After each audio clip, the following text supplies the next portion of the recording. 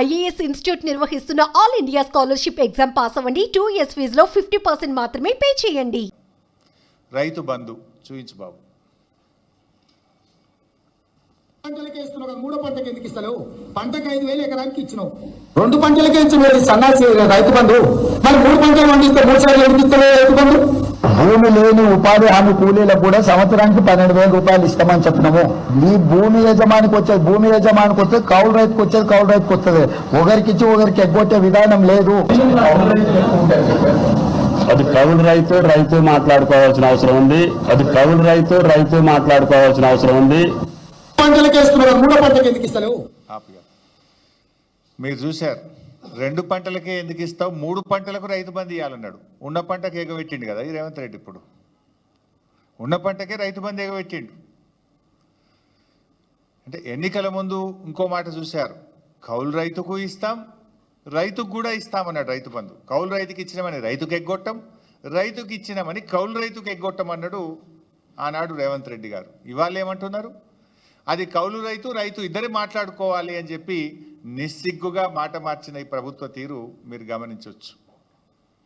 ఇప్పుడు ఏమంటున్నారు, అధికారంలోకి రాగానే అది కౌలు రైతా వాళ్ళే తెలుసుకోవాలి, మాకు సంబంధం లేదన్నారు. ఆ రోజేమో కౌలు రైతుకు ఇస్తాం, 3 పంటలకు రైతు బంధు ఇస్తా అన్నాడు. నిన్న మాట్లాడుతుండు సిగ్గు లేకుండా ముఖ్యమంత్రి. ఏం మాట్లాడుతుండు నిన్న? గత ప్రభుత్వం అట యాసంగి పంటలో రైతు బంధు ఎగ్గొట్టిందట. రైతు బంధు డబ్బులు ఇవ్వడానికి మేము జమ చేసి ప్రకటన కూడా చేస్తే ఎలక్షన్ కమిషన్ కంప్లైంట్ ఇచ్చింది మీరు, రైతు బంధును ఆపింది మీరు. ఇంకా అప్పుడు నువ్వు రెచ్చిపోయేమన్నావు, ఇప్పుడైతే 10,000 మేము వస్తే 15,000 రైతు బంధు వేస్తా అని ఎన్నికల్లో ప్రచారం చేసినావు. డిసెంబర్ 7వ తారీఖు నాడు నువ్వు ముఖ్యమంత్రిగా బాధ్యత తీసుకున్నావు. నాట్లు ఎప్పుడు పడతాయి తెలంగాణలో?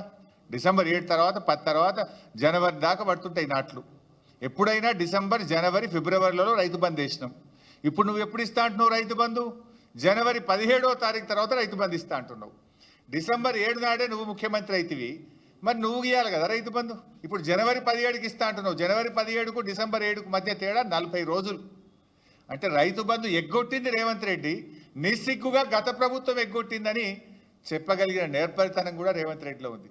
అంటే దొంగే దొంగ అన్నట్టు ఈయన ఎగ్గొట్టింది రేవంత్ రెడ్డి, రైతు బంధును ఆపింది రేవంత్ రెడ్డి, కేసీఆర్ ఎగ్గొట్టిండు, బీఆర్ఎస్ ప్రభుత్వం ఎగ్గొట్టిందని ఉల్టా చోర్ కోత్వాల్కు డాంటే అనే విధంగా మాట్లాడిండు. కరోనా వరుస 2 సంవత్సరాలు కరోనా వస్తే కూడా క్రమం తప్పకుండా 11 విడతల్లో 72,000 కోట్లు ఇచ్చింది కేసీఆర్ కదా. రైతు బంధు, రైతు బీమా కలిపితే 82,000 కోట్లు రైతులకు నేరుగా లబ్ధి చేకూర్చిన నాయకుడు కేసీఆర్. నిజమైన రైతు బంధువు కేసీఆర్. నువ్వు అవి ఆపుకుంటా కొర్రీలు పెట్టి అంత కొడితే 20,000 కోట్లు ఇచ్చినావు. ఇంకా 11,000 కోట్ల రుణమాఫీ ఉన్నది. నువ్వు ఇచ్చిన 20,000 కోట్లు కేసీఆర్ గారు ఒక్క రైతు బంధు, రైతు బీమాకి ఇచ్చిన డబ్బు 82,000 కోట్లు. అంటే నీకంటే 4 రెట్లు అధికంగా ఇచ్చిండు కేసీఆర్ గారు. ఈ రకంగా రైతు బంధు విషయంలో 3 పంటలకు ఇవ్వాలన్న రేవంత్ రెడ్డి, ఉన్న పంటకు ఎగ్గొట్టిన రేవంత్ రెడ్డి నిజస్వరూపం మీ ముందు పెట్టాం. అదేవిధంగా రెండవది బతుకమ్మ చీరలు. బతుకమ్మ చీరల్లో ఎట్లా మాట్లాడిండు, ఆయన నోటికి మొక్కాలి, చాలా గొప్ప సుభాషితాలు వల్లించిండు. ఒక్కసారి ఆ దివ్య ప్రవచనాలు చూద్దాం. ఒక మంచి డిజైన్ తో ప్రతి ఆడబిడ్డకు 2 చీరలు ఇస్తే 1,30 లక్షల చీరలు మంచి డిజైన్లతోని మంచి క్వాలిటీ. సరిగా రాలే బిడ్డ. ఒక్క మంచి డిజైన్ తో ప్రతి ఆడబిడ్డకు 2 చీరలు ఇస్తే 1,30 లక్షల చీరలు మంచి డిజైన్లతోని మంచి క్వాలిటీతో ముందుకు రమ్మని మా అధికారులకు సూచన చేసినాం. ఒక్క మంచి ఆ రోజు ఏమో కేసీఆర్ గారి ప్రభుత్వం ప్రతి బతుకమ్మ పండుగ కూడా ఏ పేదింటి ఆడబిడ్డ కూడా పండుగ పూట పాత చీరలు కట్టుకోవద్దు, కొత్త చీర కట్టుకోవాలి, ఇటు చేనేత కార్మికులకు ఉపాధి దొరకాలని కేసీఆర్ గారు చీరలు ఇచ్చారు. ఏమన్నాడు రేవంత్ రెడ్డి గారు, చాలా మంచి డిజైన్లు ఇస్తాం, ఒక్క చీర కాదు 2 చీరలు ఇస్తా అన్నాడు. కానీ ఉన్న చీర ఎగబెట్టిండు కదా రేవంత్ రెడ్డి.